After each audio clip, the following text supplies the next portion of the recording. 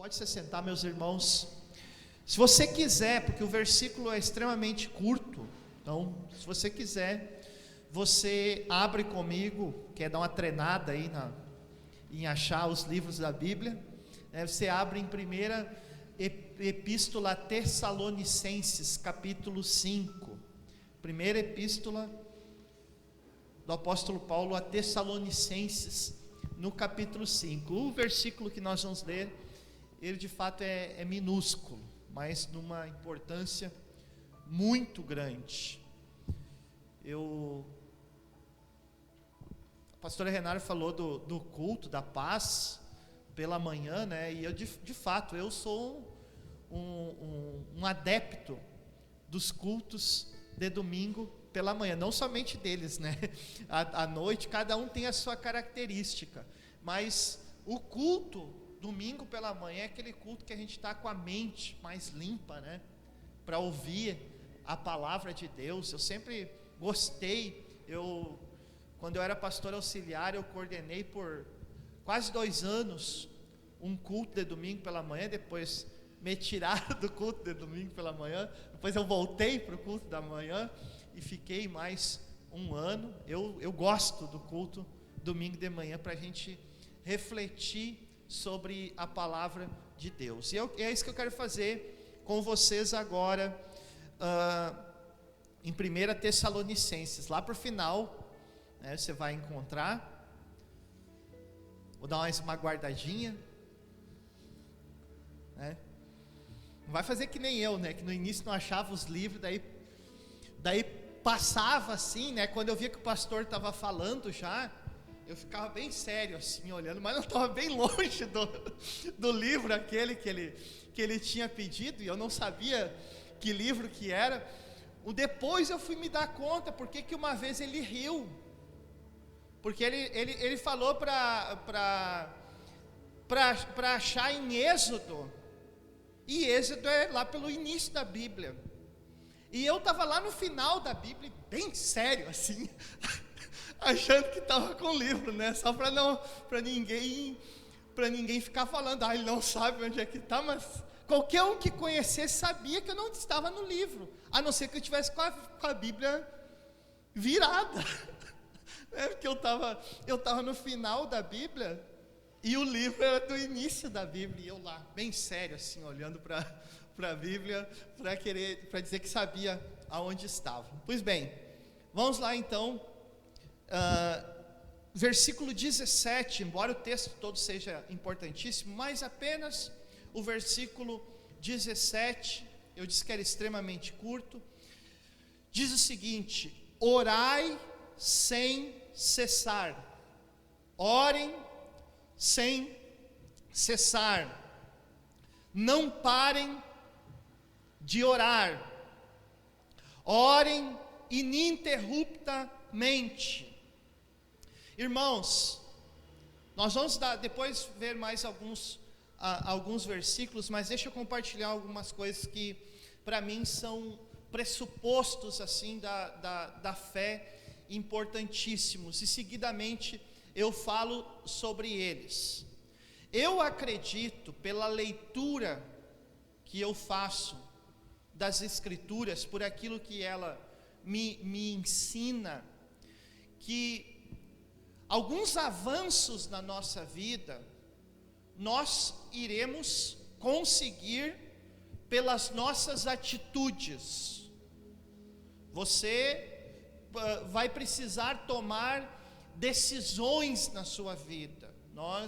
Vai ter que ter algumas ações que lhe levarão a outra condição, né? Alguém, por exemplo, que quer melhorar a sua estrutura financeira familiar, precisa estar disposto a trabalhar, né? Salvo um caso que outro de alguém que pegou lá uma herança, o fato é que só se melhora trabalhando. Concorde comigo? Tem que trabalhar, tem que estar disposto. Ficar em casa de pernas cruzadas não leva ninguém a melhorar a sua condição de vida. Então, isso só para dar um exemplo de que algumas coisas na vida a gente consegue agindo, e não é orando, é agindo, fazendo, seguindo adiante, levantando cedo, se esforçando. Assim nós conseguiremos. Para outras questões na vida, eu vou conseguir conforme a influência que eu tenho, as parcerias que eu faço na minha vida, o meu círculo de relacionamentos. Às vezes você é uma pessoa trabalhadora, né? Você é uma pessoa que trabalha, que tem é bem ativo, mas é muito mal relacionado. É importante nós atentarmos para isso. Não por acaso o Salmo 1 já vai nos alertar, antes de fazer aqueles louvores a Deus e exaltação a Deus, o Salmo 1 vai falar sobre quem nós ouvimos, sobre quem nós seguimos, sobre quem nós nos inspiramos. A importância, muitas vezes, na dificuldade da nossa vida, de nós termos pessoas próximas a nós. Por mais inteligente que você seja, né, esforçado, em algum momento da sua vida, se você não tiver pessoas certas na sua volta, vai bater e não vai conseguir abrir a porta. Há pessoas que terão a chave da sua vida para você, das portas oportunas para a sua vida, e precisamos entender isso. Precisamos entender a necessidade de termos pessoas boas à nossa volta. Isso é, de fato, algo que frequentemente a gente precisamos trazer à nossa memória, até para avaliarmos quem está à nossa volta, quem nós temos ouvido, quem os nossos filhos, as pessoas que estão por perto, quem são elas que estão perto de nós a todo instante. Isso é extremamente importante. Terceiro, embora nós consigamos algumas coisas pelo esforço, pelo trabalho, e outras pelas influências que nós temos, há uma parte da vida que ela precisa da nossa atividade espiritual, e aí entra a oração. Sem oração, um cristão, ele também não conseguirá desenvolver tudo aquilo que Deus teria para a vida dele. Então, me parece, pela leitura que eu faço das Escrituras, que há um tripé na vida, que é pelo esforço. Uma parte vem pelo esforço, outra parte vem pelas pessoas que eu tenho, os relacionamentos, e uma terceira parte pela minha vida com Deus, pela minha oração. E é sobre isso que eu queria falar essa manhã com vocês, sobre o poder transformador da oração. Como a oração, ela pode ir evoluindo ao ponto tal que vai transformando a nossa vida. E não por acaso o apóstolo Paulo fala aos Tessalonicenses para que eles orem sem cessar, orem sempre. Eu queria estabelecer com vocês uma sequência para que você se identifique. em que nível? Encosta para mim um pouquinho lá a porta, por favor, para que você se identifique em que estágio você está de oração, e para que você possa evoluir de tal forma que você, nessa área, as outras, que sirva essa manhã para você dar uma analisada. Estou me esforçando, estou fazendo o que é necessário. Que pessoas que eu tenho na minha vida, estou tendo pessoas que agregam, mas principalmente nessa manhã, que você pense sobre a sua vida de oração, porque embora você tenha pessoas boas, você participe, tem uma família que quer o seu bem, tem uma igreja que quer o seu bem, seja uma pessoa esforçada, se você não tiver uma vida de oração, irmãos, algumas coisas na sua vida, elas não vão acontecer. Infelizmente ou felizmente é assim, porque você verá que o grande objetivo final da oração, qual que é? Bom, primeiro momento, vamos dizer assim, de oração, ele é baseado em Tiago capítulo 5, verso 16. Lá está escrito: portanto, confessem os seus pecados, as suas culpas, uns aos outros, e orem uns pelos outros, para serem curados.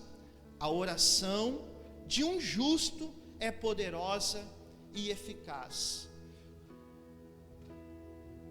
Primeiro momento da oração que nós precisamos entender é que ela é um instrumento de cura para a nossa vida. Pessoas que não são curadas, elas não vão evoluir. Pessoas que não são curadas na sua alma, pessoas que não são curadas nas suas dores, nos seus traumas, elas dificilmente irão avançar na vida. Portanto, inicialmente, a oração traz sobre nós essa possibilidade de nós sermos curados, de nós sermos restaurados. E é interessante que esse primeiro momento da oração, ela mais acontece, não que somente assim, mas ela mais acontece pelo que os outros fazem por nós, do que propriamente a nossa oração. Vejam a importância, inicialmente, que há na intercessão da nossa vida, nas pessoas orarem por nós, de você receber a oração da igreja, de você receber a oração da sua família, de você orar pela sua família, de você receber uma oração de um líder, de um pastor, de uma pessoa que tenha uma caminhada a mais que você, uma experiência a mais. Como é necessário nós recebermos a oração dos outros. Claro que tem um momento em que nós teremos que orar, mas a oração inicial, e ela tem esse caráter de intercessão, ela serve para nos restaurar. É o primeiro momento da oração. Por isso que pessoas que estão se convertendo, pessoas que passaram por um momento difícil, geralmente elas precisam receber a oração dos outros. É um passo inicial que não pode ser ignorado, e que muitas vezes nós precisaremos voltar até ele. Todo momento em que nós pela vida somos machucados, nós carecemos de sermos mais uma vez restaurados, e aí é necessário que a gente receba oração dos outros, que a gente receba oração. Pai e mãe que estão aqui, eu diria inclusive, se tem alguém que você precisa semear oração, é nos seus filhos. Eu nunca esqueço, mais ou menos uns 15 anos atrás, a fala que me marcou de um pastor, quando ele disse o seguinte: pai que ora hoje é pai que dorme amanhã. Se o pai e a mãe orarem hoje, eles terão descanso para dormir amanhã. Pai que não ora hoje é pai que não dorme amanhã. Entenderam? A necessidade de nós orarmos, queridos, orarmos pelo bem da nossa família, de você abençoar as pessoas e também ser abençoado por elas. Num segundo momento, nós precisamos entender o que diz Filipenses capítulo 4, versos 6 e 7.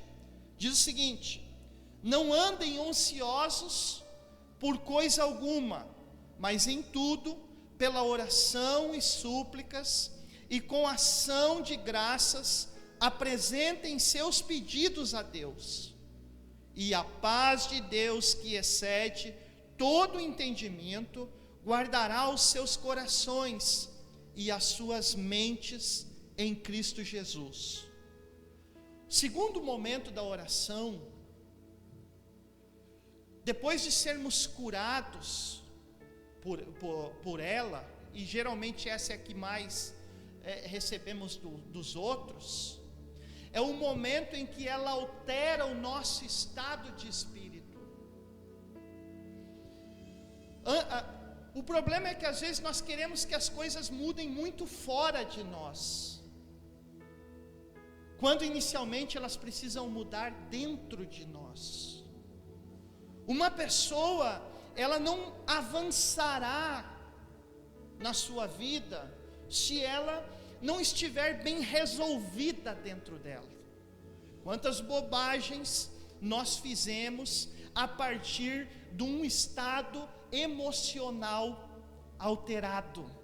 Quantas vezes tomamos decisões que, se estivéssemos numa outra condição emocional, teríamos feito tudo de uma forma diferente. Então, a oração, depois dela me curar, aí começa um certo crescimento e independência, vamos dizer assim, entre aspas, a partir do momento em que eu entendo que eu me resolvo a partir do ato de orar.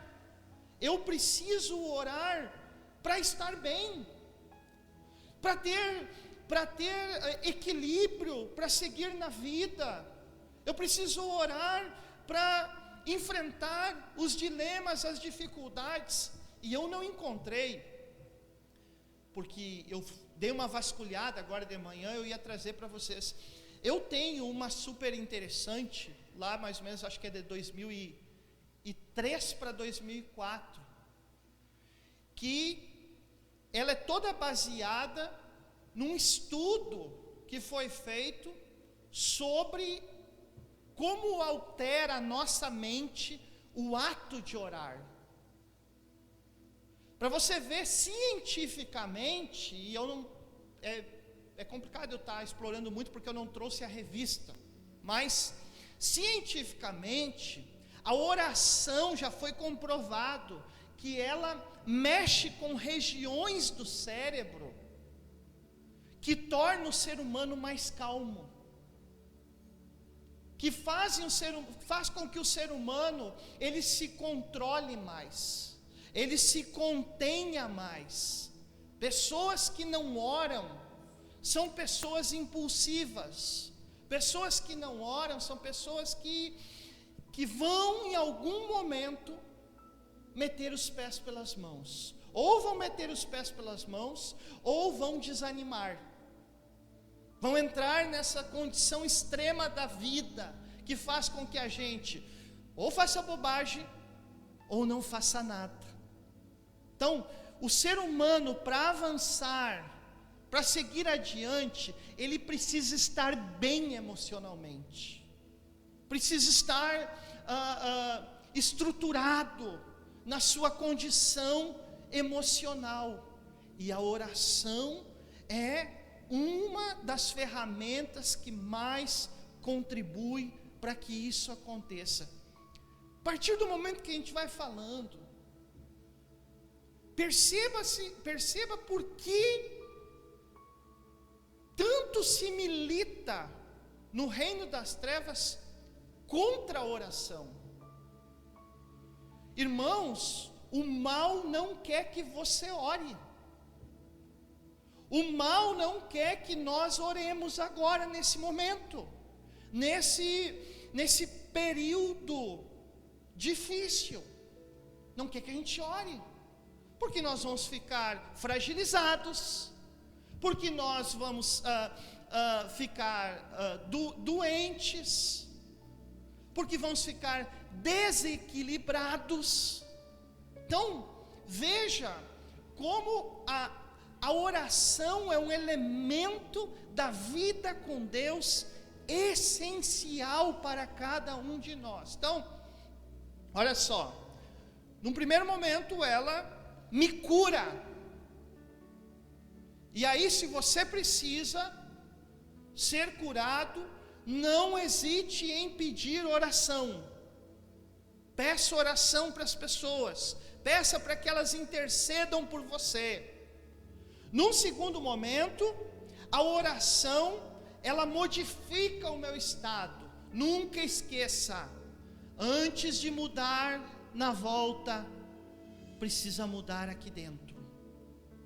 Eu preciso estar, eu sou adepto da leitura teológica que me diz, alguém, para que ele possa seguir adiante, ter uma autonomia, primeiro precisa passar por um processo de total restabelecimento interno, mudar por dentro.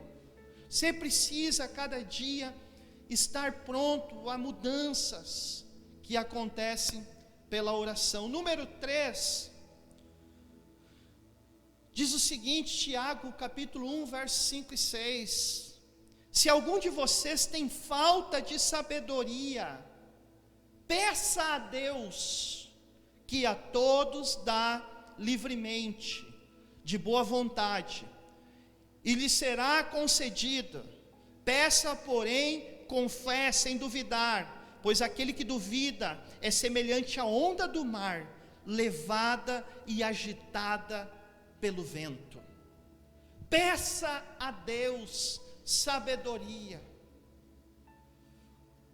Uma das questões mais difíceis que nós temos na vida, embora alguns não pensem sobre isso e façam de uma maneira irrefletida, é decidir se eu caso, se eu não caso, se eu compro, se eu não compro, se eu moro aqui ou moro ali, se eu de fato tomo esse lado da vida ou aquele lado de lá. Essas decisões, elas demandam de nós sabedoria para decidir, para tomar a decisão correta. Concordam comigo que é assim? A gente precisa ser sábio na hora de decidir. E o apóstolo Tiago está dizendo o seguinte: olha, vocês precisam pedir a Deus. Peça a Deus. Peça de que jeito? Orando. Então, quando a gente percebe o ensinamento disso, a gente entende que o terceiro passo da vida de oração é importante, porque ela nos ensina a ter direção de Deus naquilo que nós fazemos. A oração, ela traz para nós direção de Deus. Pessoas que tomam decisões sem orar, sem avaliar, sem meditar. Você sabe os perigos que tem na vida. Então, repetindo aquela avaliação sobre o que o mal quer de nós. O mal quer que você faça as coisas sem sabedoria. O diabo quer que você decida sem pensar naquilo que você vai decidir, e muito menos que você tenha direção de Deus. Porque aí é o seguinte, quando Deus dá direção, Ele se responsabiliza. Tudo aquilo que Deus der a direção para nós fazermos, Ele vai avalizar aquilo que Ele nos dá a direção. Agora, aquilo que nós fazemos por conta própria, não que Deus vá nos amaldiçoar, mas nós temos que ter a noção que andaremos à própria sorte. Aí é eu comigo mesmo. Se eu fiz algo sem buscar a direção de Deus, eu vou fazer por mim, é eu que estou fazendo. Não posso culpar a Deus. Mas na medida em que eu estou agindo, olha, Deus disse para eu fazer isso. Deus me orientou para que eu seguisse nessa direção. Opa! Aí eu estou debaixo de uma orientação de Deus, que parte do quê? Que parte de uma vida de oração que busca, alguém que está buscando algo da parte de Deus, alguém que está pedindo a Ele sinais, caminhos. Eu nunca vi alguém buscar uma direção de Deus para a sua vida e no momento certo não receber e não dar certo. Não dar certo uma direção de Deus. Não dá certo, irmãos, quando as pessoas atribuem a Deus uma vontade sua. Elas não buscaram direção de Deus. Aí, para que outros, para legitimar diante de outros aquilo que elas querem fazer, elas dizem: ah, foi Deus que disse. Às vezes não é Deus. E eu acho engraçado que muitas pessoas, elas não têm constrangimento algum de colocar Deus naquilo que elas querem fazer e decidiram fazer. Ah, porque Deus disse. Olha, se Deus disse, quantas vezes já chegaram para mim e disseram assim: pastor, Deus disse que é para eu fazer isso, então não vou falar nada.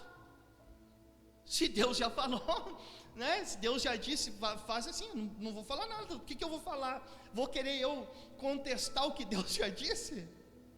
Não falo nada. Tá bom, então, se Deus falou. Mas em boa parte não foi Deus que falou. E não foi Deus que falou por quê?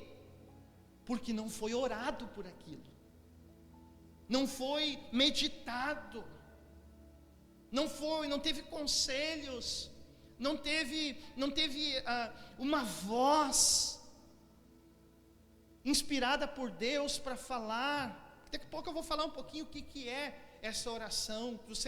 Muitas pessoas, umas não oram porque não conseguem, são reprimidas pelo mal para orar. Outras não oram porque não entendem a oração. Pensa que a oração, você vai parar a sua vida e vai ficar o dia todo de joelho, né, com um caderninho. Eu me lembro de uns evangélicos que tinha lá atrás, não vou citar o nome por ética, mas que os líderes aconselhavam até a ter um caderninho de oração. Aí ficava o caderninho: quantas horas você orou hoje? Ah, eu orei 10 horas. Como assim? Daí não trabalha, não faz mais nada, só fica orando? Está errado isso. Você olha para Jesus, você vê que Jesus, em algum momento, ele se retirava para orar. Era isso que ele fazia. Não é uma vida parada, uma vida que ninguém faz nada, fica só orando. Em algum momento você sabe, você sente, você entende que precisa, vai ficando treinado para entender que aquilo carece de uma oração, de uma direção. Entende que há algo espiritual em volta daquela circunstância que você está vivendo. Vai ficando claro, entenderam, irmãos? Isso revoluciona a nossa vida. Então, a oração muda, a oração me traz direção de Deus. Essa é uma evolução, é um processo evolutivo da vida com Deus. Você não vai conseguir começar pelo último item que eu vou falar, até porque eu estou perseguindo também ele. que eu vou falar depois. Mas você vai evoluindo, você vai trabalhando na sua vida para você melhorar, e assim as coisas vão acontecendo na sua história. Então, depois de entender que a oração é também uma ferramenta para ter direção de Deus, Isaías 38, verso 5, vai nos mostrar uma outra parte, uma outra, vamos dizer assim, face da oração. Porque em Isaías capítulo 38 vai contar a história de um rei chamado Ezequias. E esse rei, um dia, ele recebe um profeta, que chega para ele e diz assim: ó, eu vim aqui para te trazer um recado de Deus. Aí, ele está lá, comandando tudo, vivendo a sua vida, comandando Israel. Aí, o profeta diz para ele o seguinte: Deus mandou dizer para você que você precisa se organizar, porque você vai morrer. Aí Ezequias disse: mas como assim? Como assim eu vou morrer? Eu tenho tanta coisa para fazer na minha vida, como assim eu vou ter que deixar tudo de lado, tenho que deixar o povo de lado? E Ezequias vai para o lugar da oração, e ora a Deus, e diz para Deus, e se derrama diante de Deus, e diz: ó Senhor, eu não posso, eu não quero, eu tenho povo, tem tudo para acontecer, o que eu posso fazer? E se derrama e chora, e coloca a sua alma diante de Deus, faz uma oração, como se fosse um golpe final, assim, uma última cartada da sua vida. E ele chega para Deus para orar, e aí passa-se um pouco,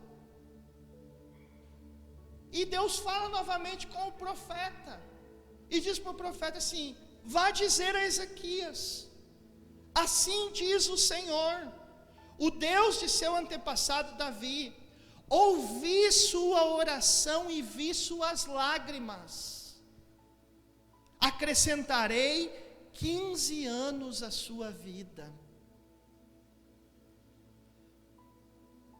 Sabe o que eu vejo? A oração, ela chega num nível que, depois dela nos dar direção para as coisas na terra, há pessoas que elas crescem na oração, que elas têm intimidade tal, para que algumas coisas mudem nos céus.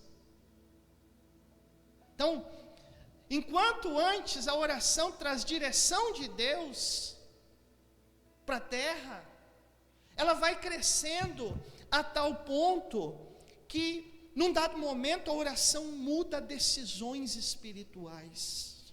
A oração transforma aquilo que Deus havia dito sobre nós aqui na terra. Vejam só, ela tem esse poder. Imagine, irmãos, a oração de alguém. Eu não estou falando porque isso é irrelevante. Pensar naquilo que o diabo disse ou não disse, ou quer fazer ou não quer fazer. A Bíblia diz que para aqueles que são os de Deus, Ele estará debaixo dos nossos pés. Mas eu estou falando de algo que está acima disso. Eu estou falando em algo que Deus decidiu e que mandou avisar na terra, e a partir de uma oração foi mudado. Percebam como Deus tem essa característica de se sensibilizar com aquilo que nós oramos. Às vezes o que nós fazemos não muda o coração de Deus, mas o que nós oramos muda o coração de Deus, as decisões de Deus. Vejam por que, irmãos, é tão importante você ter uma vida de oração. Às vezes está decidido algo sobre nós, e a partir de uma oração, de um coração que se quebranta, de uma pessoa que toca, que sensibiliza os céus, tudo pode ser mudado. Eu fico pensando na oração de alguém que ama outra pessoa, alguém que ora por outra pessoa e ama, e Deus vendo o amor daquele que ora, o amor daquele que derrama as suas lágrimas sobre alguém perante Deus. Entende, irmãos, o quanto isso é relevante para nós, quanto você precisa a sua voz ser conhecida diante de Deus, quanto nós, como é importante, nós, eu, a minha esposa como líderes, os líderes dessa igreja, os líderes de célula, os irmãos dessa igreja, todo mundo que está aqui, a gente orar, queridos. O que pode acontecer? Pessoas podem ser curadas, nós seremos curados. Pessoas que estavam pensando em tomar uma decisão, quem sabe por um súbito de desespero, às vezes pensando até no suicídio. Aí Deus equilibra novamente aquele ser humano através do poder da oração. Imagine nós orando ao ponto tal que nós temos que corrigir menos na vida, porque as decisões erradas depois a gente tem que corrigir, e aí a gente tendo direção de Deus, a gente precisa lutar menos para corrigir os erros da vida, e aí a gente avança mais rápido, porque Deus vai falar conosco e a gente vai estar sensível para ouvir o que Deus está dizendo. Aí a gente erra menos, porque tem sabedoria naquilo que faz. Imagina Deus, queridos, Ele tendo seu coração sensibilizado, para que nós possamos, irmãos, até mesmo aquilo que Ele decidiu, Ele mudar de ideia, por causa da nossa oração. Mas por último, baseado em João capítulo 10, verso 30, inúmeros teólogos tentaram explicar esse versículo. Inúmeros teólogos tentaram explicar porque a respeito da trindade, tentar especificar o que isso queria dizer, quando na verdade a explicação mais plausível que não é minha, né? Que é dos pares, de pessoas que já pesquisaram isso, e eu encontrei, está na oração. Quando em João 10, 30, Jesus responde: eu e o Pai somos um. O que Jesus queria dizer com isso? E aí, aos pares que dizem que na verdade o que Jesus estava falando era da sua vida de oração, em que na verdade não era que ele queria que a sua vontade fosse estabelecida nos céus, ou que Jesus precisasse ser curado, ou que Jesus precisasse tomar uma decisão. Ele sabia todas as decisões que ele precisava tomar.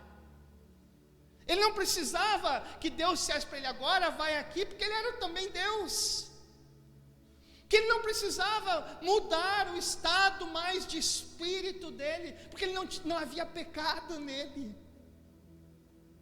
Mas sim, estava falando do último estágio de oração, de alguém que não mais quer trazer Deus para o seu mundo, mas que já ora tanto que vai ao mundo de Deus. Esse é o último degrau da oração. Aquilo que se confunde, já não tem mais separação entre os céus e a terra. É alguém que está na terra apenas vivendo a vontade do que é estabelecida nos céus. Esse é o grande desafio. Esse é o grande desafio de nós chegarmos. Esse é o estágio que eu digo para vocês que nós precisamos viver, porque daí, que nem eu disse esses dias, eu oro a Deus e peço para não ter coronavírus. Eu oro e peço para Ele: Senhor, se puder, me livre, afaste de mim esse cálice, se for possível. Mas sinceramente, irmãos, eu quero andar pela vontade de Deus, e se tiver que ter, o que eu vou fazer? Eu não vou me deixar de me cuidar por causa disso, eu não vou agir com imprudência, mas eu não sei, porque eu quero que a minha vontade esteja junto com a vontade de Deus, e eu não sei. Isso já não é tão uma preocupação para mim que me consome, sabe? Eu ficar pensando, neurótico com aquilo. A preocupação é ser um com Deus, é estar com Ele. Reza a lenda, e aí você vê alguém que talvez tenha chegado perto do último estágio de oração, a não ser Jesus. Reza a lenda que no século passado, você sabe que um dos personagens mais famosos do século passado, em termos de ajuda humanitária às pessoas, foi uma senhora chamada Madre Teresa de Calcutá. E essa senhora, ela era albanesa, mas ela viveu por quase que toda a sua vida na Índia, começando a partir de Calcutá e se expandindo a sua obra por mais de 100 países em todo o mundo. E alguém dotado de uma calma, de uma mansidão, de uma espiritualidade extremamente evoluída. E aí um dia, um repórter vai entrevistar ela, depois que ela ganhou, acho que foi 76 que ela ganhou o Prêmio Nobel da Paz, e ela ficou mais famosa ainda, se tornou depois amiga da princesa Diana, a qual ela se comunicava muito, e aí adquiriu respeito até pela igreja anglicana da Inglaterra. E aí um jornalista, eu não sei se isso é verdade, até porque eu não estava lá, né, mas se conta isso, que teria numa oportunidade esse jornalista ir entrevistar ela, e aí perguntado para ela: me diga uma coisa, como que é a sua vida de oração, o que você ora a Deus? Perguntado para a Madre Teresa, o que você faz na oração? Ela disse: olha, não tenho muitas coisas, não tem muito mistério na minha vida de oração.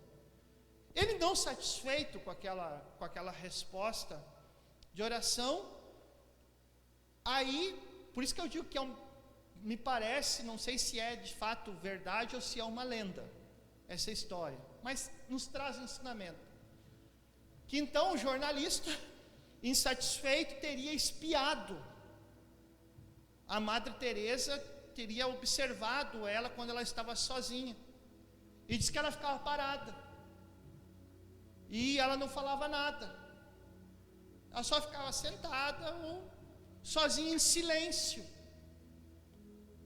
Aí ele retorna então para falar com ela e pergunta para ela: mas o que vou ouvir? Eu não sei se você tem de fato uma vida de oração, o que você fala para Deus? E ela teria dito: eu não falo nada. E o que Deus fala para você? Ele também não fala nada. É uma união em que eu fico com Ele e Ele fica comigo. E eu percebo que nas vidas às vezes é assim, irmãos. Não é pelo tanto que você diz. Na verdade, a oração é pelo tanto que você disponibiliza para Deus. Quando eu falo orar, eu não estou dizendo para você que é para você se jogar no chão, embora em algum momento você possa fechar a porta do seu quarto e fazer isso. Eu estou dizendo para você dar espaço para Deus. Eu estou dizendo para você, para eu e você, nós nos submetermos nas coisas mais simples, ou às vezes no secreto da nossa casa, ou no nosso trabalho. É você dizer, é você colocar Deus no espaço da sua vida, Dizer: ó Senhor, o Senhor está aqui comigo, eu vou chegar agora, vou ter que fazer essa entrevista, fica aqui comigo, Jesus, não deixa eu falar bobagem nessa entrevista. Sabe, quando a gente dá legalidade para que Deus haja na nossa vida, quando a gente diz das coisas mais simples, que eu digo na mesa da minha casa, eu digo: Senhor, e essa eu falo, não só penso, digo: Senhor, essa casa tem alimento porque o Senhor está sustentando. Obrigado, Jesus, obrigado. Quando eu vou trabalhar, um dia eu me sinto muito bem e eu reconheço: Pai, eu tenho saúde, eu poderia não ter, eu tenho saúde porque o Senhor está me dando. Sabe, irmãos, quando a oração é esse espaço em que Deus participa da nossa vida e que vai evoluindo a partir do momento em que nós vamos praticando. No início a gente fala muito, no início a gente quer dizer das nossas dores. À medida que o tempo vai passando, a gente até volta em alguns momentos às nossas dores, mas a gente vai mais ouvindo, e às vezes não precisa nem ouvir, a gente sabe que Deus está ali. É sobre isso que eu estou falando. Para encerrar, eu quero ler um texto. Eu já li inúmeros livros sobre oração, já perdi até as contas, mas teve um texto que eu li há uns 15 anos atrás, que para mim resumiu o que é oração. Resumiu para mim isso. Eu não preciso mais ter informações sobre oração, esse texto me basta, e eu quero compartilhar ele com vocês. Diz assim: a oração simples. Não existe oração errada. Aliás, a oração errada é aquela que não é feita.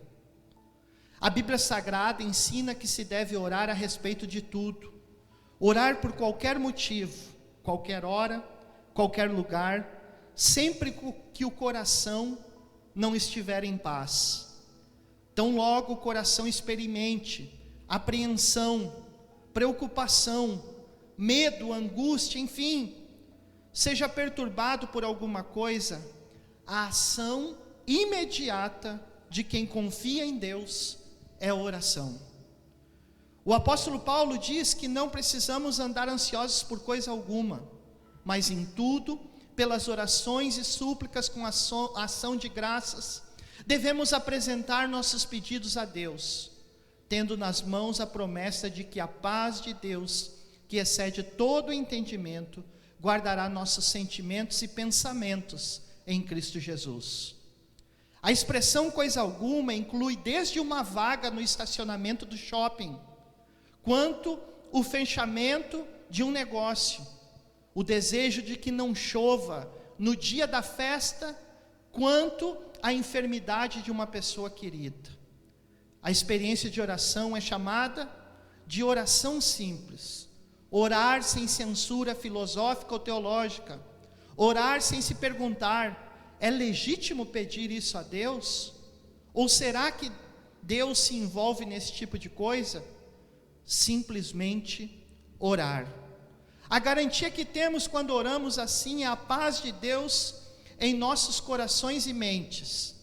A Bíblia não garante que Deus atenderá nossos pedidos exatamente como foram feitos. Pode ser que a vaga no estacionamento não seja encontrada e que chova no dia da festa. A oração não se presta a fazer Deus trabalhar para nós, atendendo nossos caprichos e provendo nosso conforto, já que a causa da oração simples é a ansiedade. A resposta de Deus é a paz. O resultado da oração não é necessariamente a mudança da realidade a respeito da qual se ora, mas a mudança da pessoa que ora. A mudança da situação a respeito da qual se ora é uma possibilidade. A mudança do coração e da mente da pessoa que ora é uma realidade. Deus não prometeu dizer sim a todos os nossos pedidos, mas nos garantiu dar paz e nos conduzir à serenidade. Não prometeu nos livrar da sombra da morte, mas nos garantiu que estaria lá conosco e nos conduziria em segurança através dele. O maior fruto da oração não é o atendimento do pedido ou da súplica, mas a maturidade crescente daquele que ora. Me perdi aqui. Na verdade, a estatura espiritual de uma pessoa pode ser medida pelo conteúdo de suas orações. Assim como sabemos se nossos filhos estão crescendo, observando o que nos pedem e o que esperam de nós, podemos avaliar nosso próprio crescimento espiritual através de nossos pedidos e súplicas a Deus. As orações revelam o que realmente ocupa nossos corações, o que realmente é objeto dos nossos desejos, o que nos amedronta, nos desestabiliza e nos rouba a paz. O apóstolo Paulo diz que quando era menino, falava como menino, pensava como menino e raciocinava como menino, mas quando se tornou homem, deixou para trás as coisas de menino. Não existe oração certa e errada, mas existe oração de menino e oração de homem, oração de menina e oração de mulher. A diferença está no coração. Coração de menino e de menina ora como menino e menina, mas a nossa certeza é que Deus também gosta das crianças. Meu Deus do céu, irmãos, se a gente entender isso aqui sobre oração, a nossa vida é transformada. Eu quero convidar vocês agora a nós começarmos a praticar. Por favor, fique em pé para a gente orar. Eu não sei qual vai ser a sua oração. Se a sua oração é de menino ou de menina, Deus ouve essa também. Se a sua oração é de homem ou de mulher, Deus ouve essa também. Não se preocupe se as suas orações ainda são orações de menino ou de menina. Como disse o texto, Deus gosta das crianças. O importante não é se você ora por uma vaga, se você ora por um emprego, se você ora para não chover, no dia da festa do seu filho. O que o texto está querendo dizer é: não pare de orar, porque à medida que você continua orando, vai começar a mudar dentro de você. E partindo lá do início, onde você precisava receber oração para ser curado, a minha oração é que todos nós cheguemos ao dia em que nós só chegamos para Deus ou para as pessoas e possamos dizer: eu e o Pai somos um, e isso basta. Feche seus olhos e vamos orar agora. Deus querido, obrigado, Pai. Obrigado pela Tua palavra. Obrigado por essa manhã em que o Senhor nos ensina, nos ajuda nas nossas fraquezas. Aqui é uma família, aqui tem meninos, meninas, aqui tem adolescentes na fé, aqui tem crianças recém-nascidas, meu Deus, que nem sabem orar ainda, não sabem nem falar com o Senhor. Aí tem os outros que oram, meu Deus.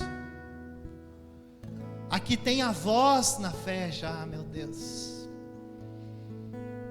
que nas poucas palavras manifestam uma profundidade. O que a gente não quer deixar é de falar contigo, Pai. O que a gente não quer deixar é de viver essa relação com o Senhor, que nos faz vencer pandemia, que nos faz passar por crises, por tempos difíceis. O que a gente quer é seguir adiante, meu Deus, seguir contigo, seguir a nossa jornada e cumprir a Tua vontade dentro dessa jornada, Espírito Santo. Ajuda-nos, Pai, ajuda-nos a seguir adiante. Aquele que precisa de ser forte, que seja forte essa manhã. Aquele que precisa de orientação, que na oração receba orientação nessa manhã. Aquele que precisa ser curado, que seja curado essa manhã pela oração dos irmãos. Aquele que precisa, Pai, corrigir a sua rota, que tenha a rota corrigida. Aquele que quer tocar o teu coração, sensibilizar a tua vontade, que consiga isso e que se esforce para isso. E que nós possamos crescer a cada dia, melhorar, amadurecer como igreja, como família. Sejamos um entre nós e sejamos um com o Senhor, com as nossas meninices ou sem elas, com o passar do tempo, mas que possamos seguir adiante orando, sempre confiando no Senhor, confiando de que o Senhor está no controle de tudo e de todos, que a tua mão poderosa nos guia, e se em algum momento nós cairmos, se em algum momento nós estivermos apavorados, o Senhor vai dizer para nós: não temas, meu filho, porque eu sou o teu Deus que te tomo pela mão direita e te ajudo. Oh Espírito de Deus, que a tua graça esteja sobre cada um nessa manhã, Pai. É o que eu te peço, Espírito de Deus. Aleluia. Pai, aleluia. Vim te buscar,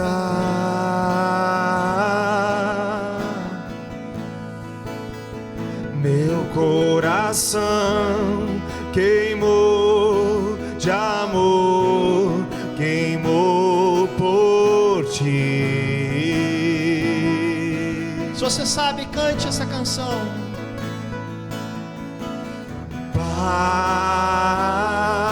Pai, ore a Ele. saudade, Ele está aqui. confesso que demorei pra sentir, mas senti, e não vou sair daqui sem te tocar, Senhor, sem te tocar, sem ser tocado por ti. Seja um com Ele. Nada vai me atrair. É a oportunidade que nós temos nesse tempo, irmãos. Nada vai me tirar daqui. Fique, permaneça nesse lugar da oração. Sem te tocar, Você verá a sua vida, as transformações. sem ser tocado por ti. Ei, Deus, Nada vai me atrair. você vai ver, a gente vai crescendo. Nada vai me tirar daqui. Vai deixando para trás as coisas de menino e menina. Estou subindo ao monte santo de Sião,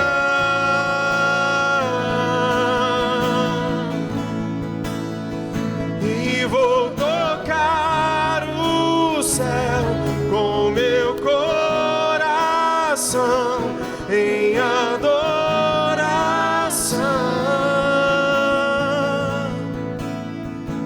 Estou subindo ao monte santo de Sião,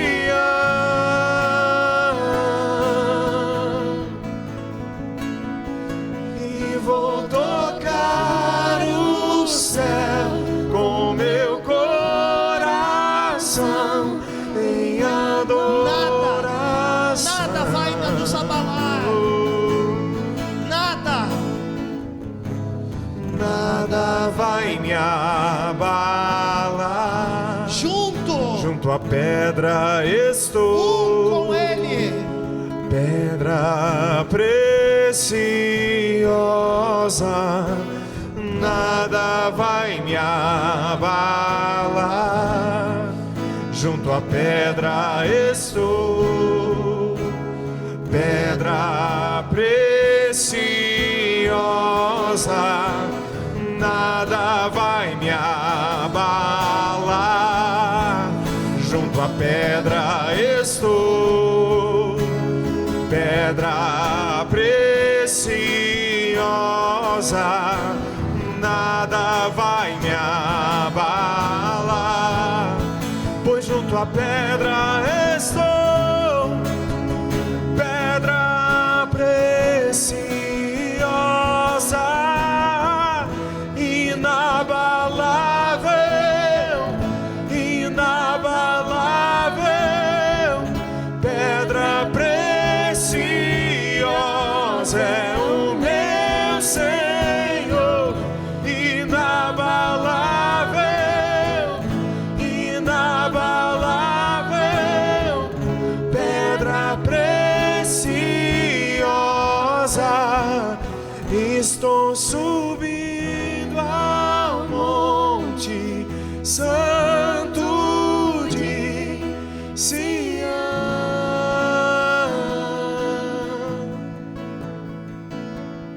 e vou tocar o céu com meu coração em adoração.